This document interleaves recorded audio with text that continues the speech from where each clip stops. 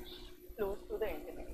And you would want all this data to be secure because there's a lot of sensitive information out there, like your bank details, your WhatsApp messages, your emails. You know that all of these messages which you send out across the internet are encrypted, right? But how does all of this work? And do we use the same encryption scheme for every type of message? Do we use the same encryption scheme for your WhatsApp messages, for your emails, or for your bank transactions? We're going to be exploring all these things. Okay. So you might think that cryptography is something which has come across in recent times, it has evolved in recent times, but that's not true. Because cryptography started off as far back as around 1800 BC, when Egyptians used to leave ciphers on the tomb. And around 100 BC, Julius Caesar had to communicate to generals who were there in the war front. So he used to send secret messages by using something known as Caesar cipher. So today we're going to be exploring all this, and we're going to basically look at how cryptography has evolved over the years to become what it has become today. Okay, so this KEP is going to be basically 3 sessions. So today we're just going to be looking at a broad overview. We're going to be doing an introduction. We're going to look at something called as substitution cipher. So mainly we'll be looking at Ciphers cipher and something known as Vigenére cipher. And we're going to be looking at cryptanalysis. So cryptanalysis is basically a method to break encryption. Alright. So then in the next session we'll move more in depth and we'll look into the mathematics behind cryptography. And finally, in the last session, we're going to be looking at cryptographic hash functions and how these work. So you use cryptographic hash functions every day actually. So when you log in or when you sign up for an email ID, suppose, your password is not directly stored in the database, but rather you use a hash function. It is hashed into some value and then it is stored. So these days, cryptographic hash functions are even used in cryptocurrency. So we'll be exploring all that, alright? So for today's session, there are some very broad objectives which I've defined here. So at the end of this session, you should be able to basically tell me what these 5 things do, alright? So we're going to be looking at what cryptography is. We want to know what the difference between a code and a cipher is. We want to classify cryptography. And then we're going to be looking at 2 types of substitution ciphers, which I also mentioned. And then we're going to be looking at some cryptanalysis methods, alright? So at the end of this session, you should be able to define these 5 things. Okay. So with this in mind, we'll start off. Right? Okay.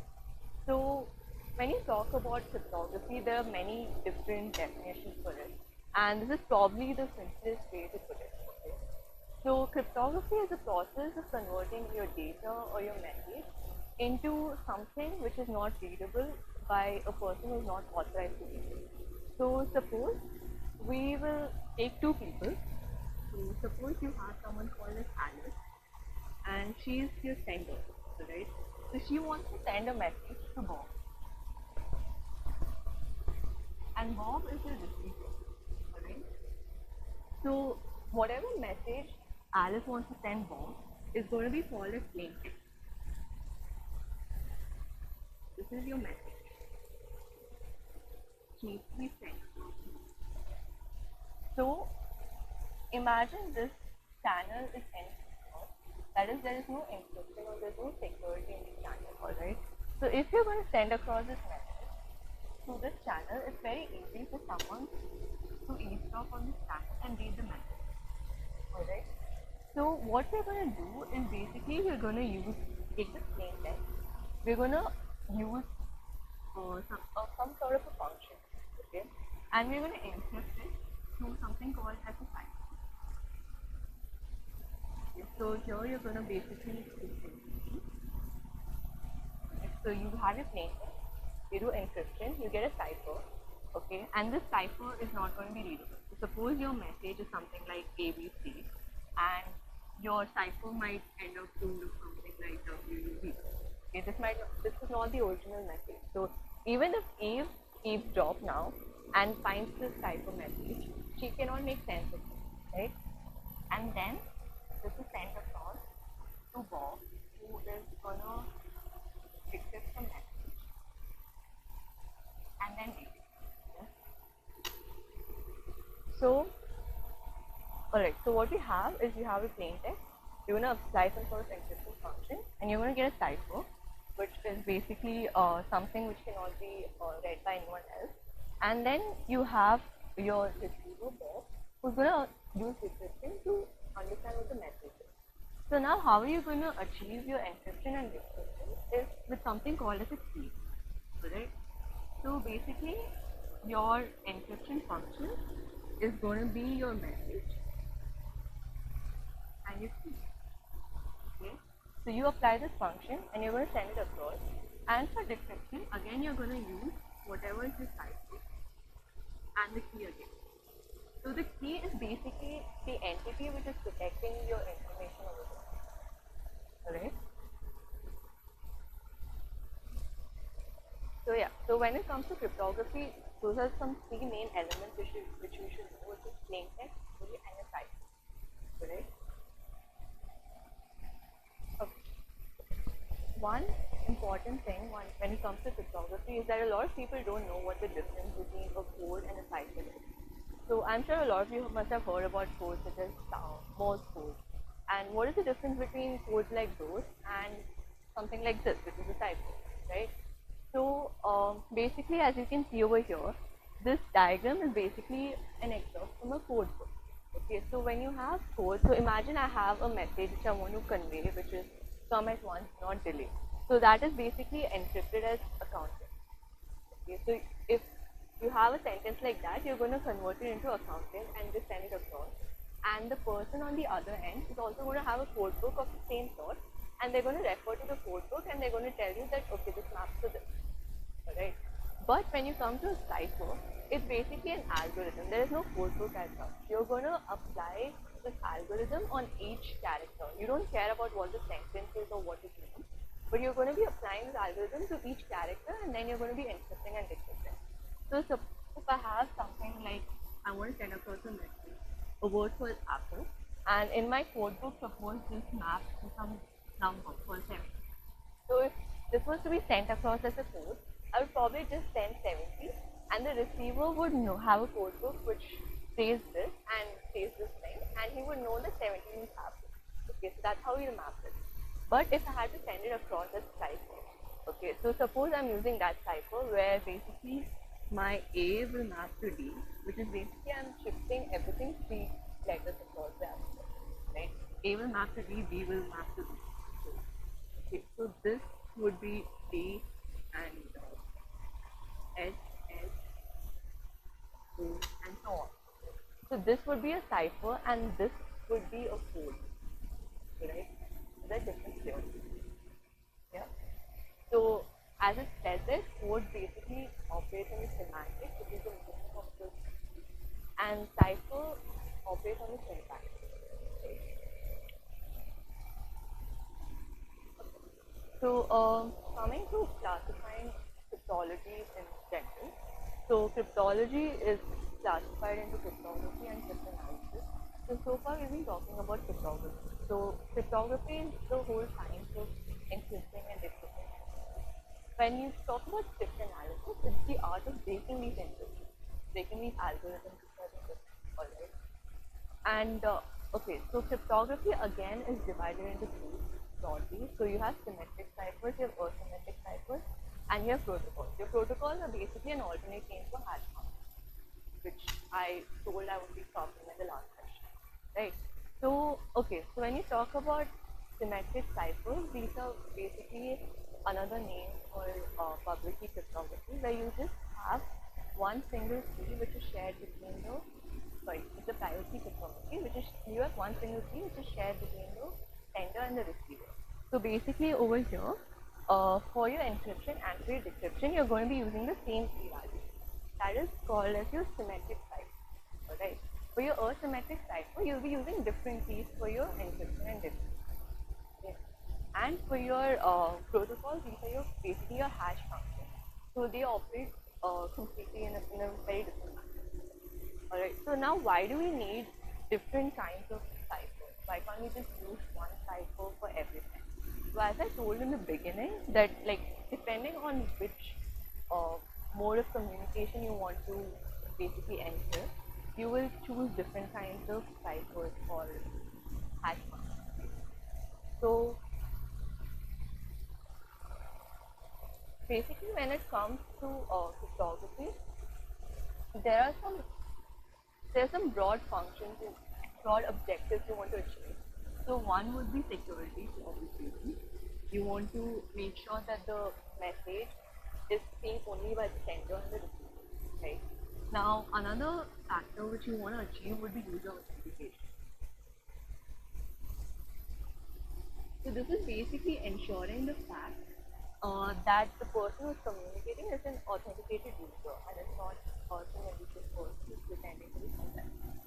Okay. Then the third objective which you want to achieve would be integrity of the message, which is basically the fact that your message has not been tampered with. So imagine, same way, this is Alice, she's sending a message to Bob. So imagine there's Steve who intercepts this message, changes it in some way to a new message, and sends it to Bob. Okay. Here your integrity has been compromised. So in cryptography, we need to ensure that this integrity of the message is not compromised. Right? So the message which has been sent and the message which has been received should be the same. It should not be tampered with. So another major factor which you want to achieve would be key exchange. So as I told before, you need, like, both Alice and Bob need the same key to encrypt and decrypt messages, right? So they need to exchange the keys over a secure channel. So this is also an important function of cryptography, that how are you going to achieve the key exchange? Okay? So these are some of the broad objectives which you would want to achieve in cryptography. Now it depends on each application which parameter is more important. Alright. So in some, so when you talk about symmetric ciphers, there what you're trying to majorly achieve would be security. Okay.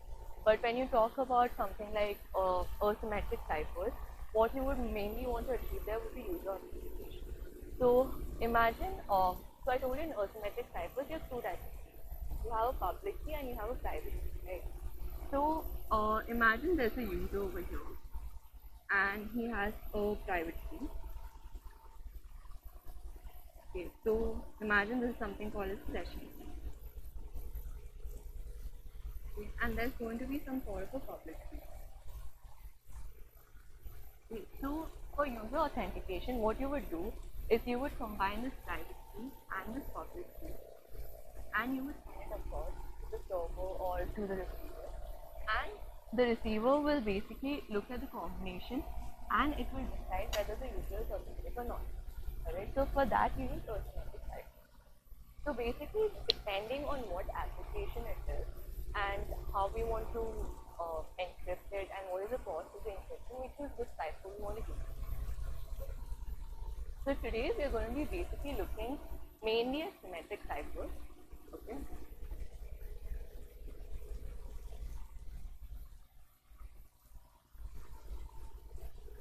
Yeah. So if you look at symmetric ciphers, yeah.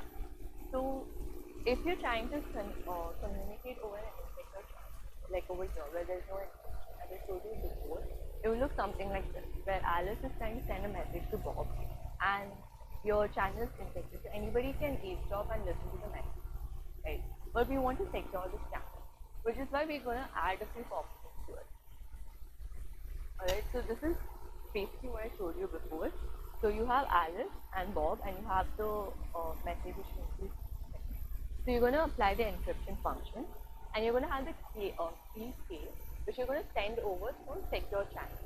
Right? Your key exchange is important. Your key should not be in the hands of anybody else except the sender and the receiver.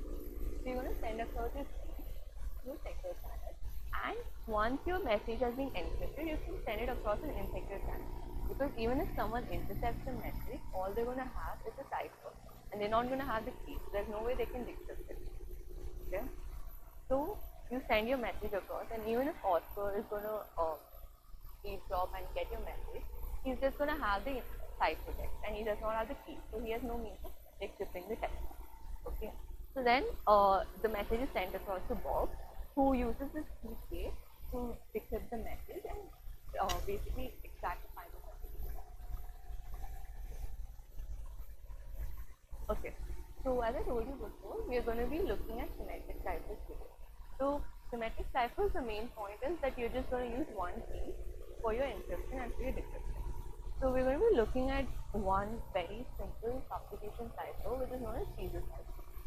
So during the times of war, Caesar wanted to communicate with the war generals when the war was, right? So he wanted to make sure that these messages which were sent across is secure and no one could eavesdrop, and even if someone intercepts the messenger and gets the letter, they shouldn't be able to understand what the message was. Alright. So he came up with this very simple substitution cipher which is called a Caesar cipher. So basically what the principle is that you have any letter or okay, so you're just gonna shift this across a few places. Okay, so for suppose A, if you want to shift it right by one place, you're gonna encrypt A as B and B as C, C as D, D as E. So this was his logic. So basically, you can shift it across how many other places you want. So this is shifted in one place. If you want to shift it two places, so A would map to C, B would map to D, C would map to D, and C would map to E, and so on.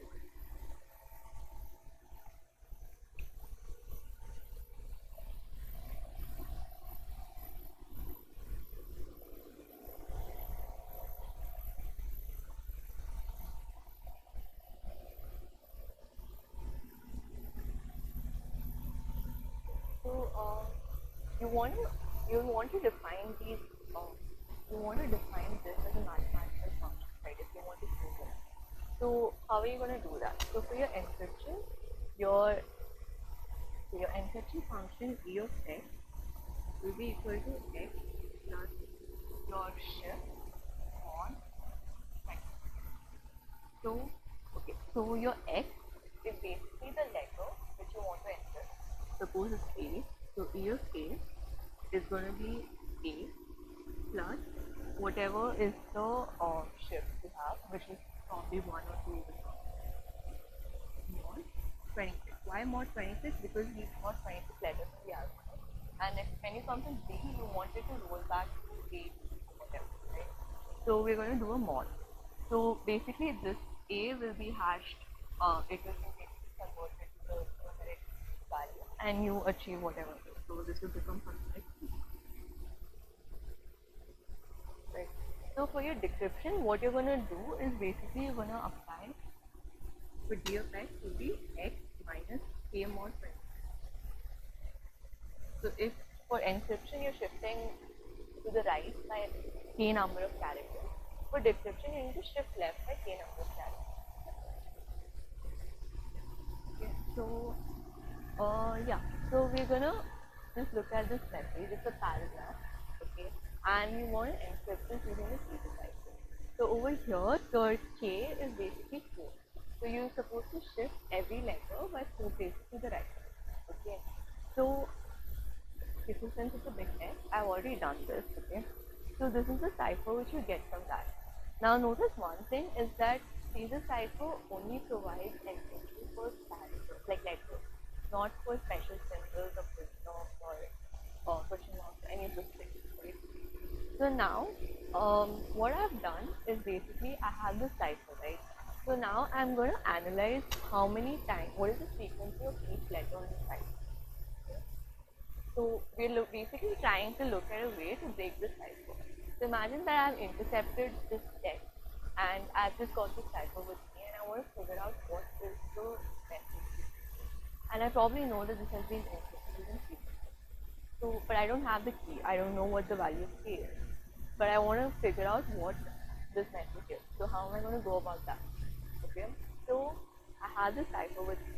So what I do is basically I start counting how many times each character occurs.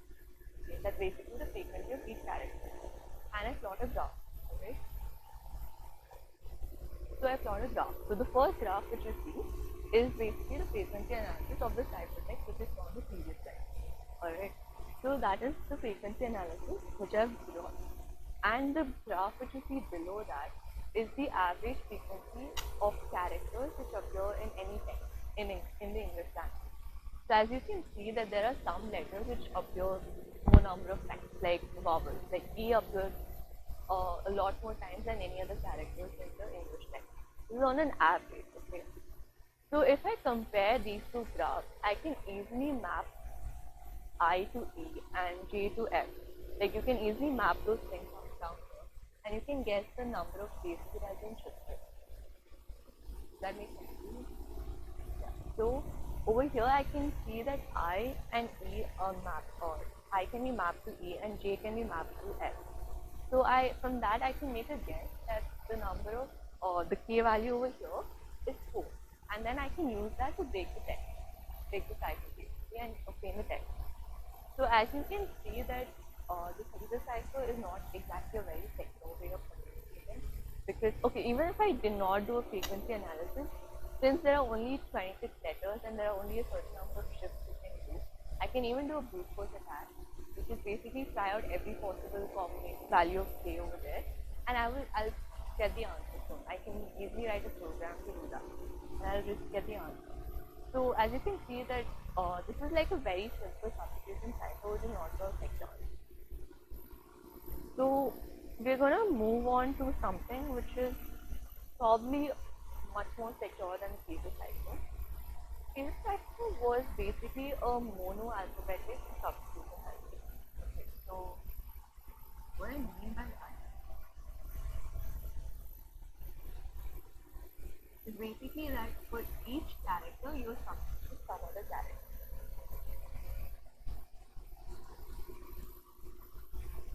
Alright, so now the Vigenére cipher is a little different in the fact that it's a polyalphabetic substitution.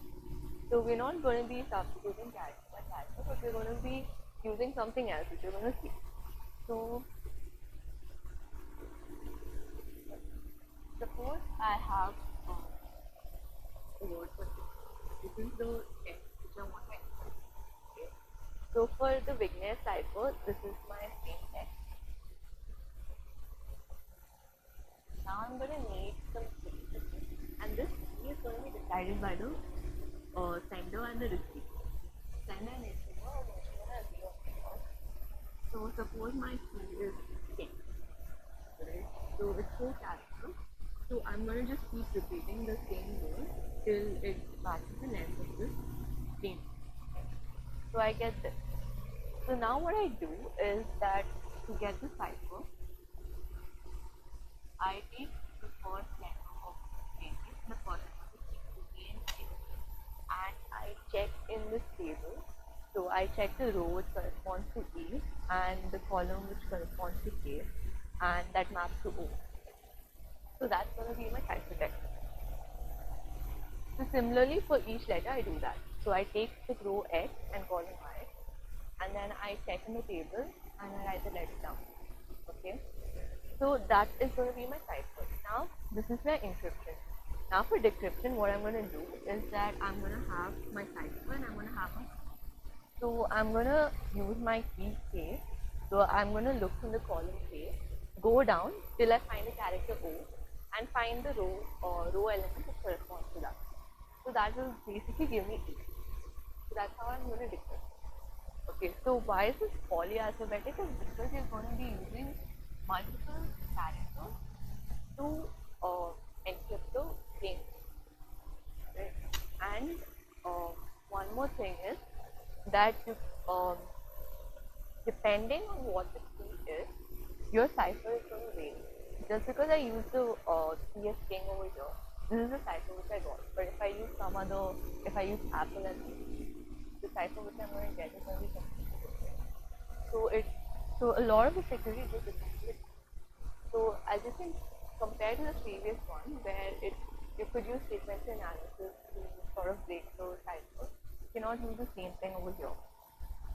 So basically, this is the frequency analysis. So if you use a Vigenére cipher on the same text, which I showed before, you're going to get somewhat a very even distribution, and you cannot exactly compare it with this, and you cannot use this to break the cipher, right? So this way, okay, so frequency analysis is one form of cryptanalysis that I've told you about. But the thing is that Vigenére cipher has been broken as well. there is some sort of cryptography attached to it, which you can go back and read upon. But if that would be kind of like the exercise to figure out how you can break the Vigenére.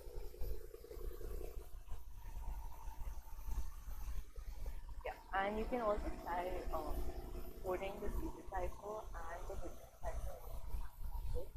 So for Caesar cipher, these are basically a mathematical function.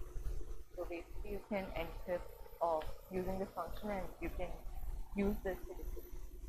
So yeah, you can basically plug in some plain text and generate the cipher and maybe try to function for this.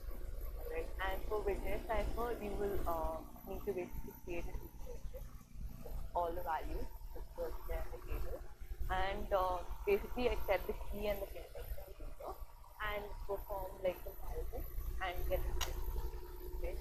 So these are two things to be done.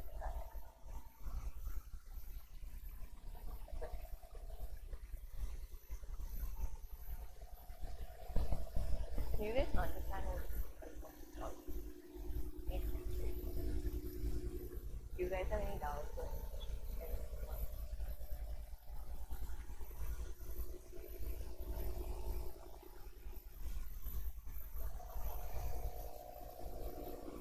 yeah, the key is basically the number.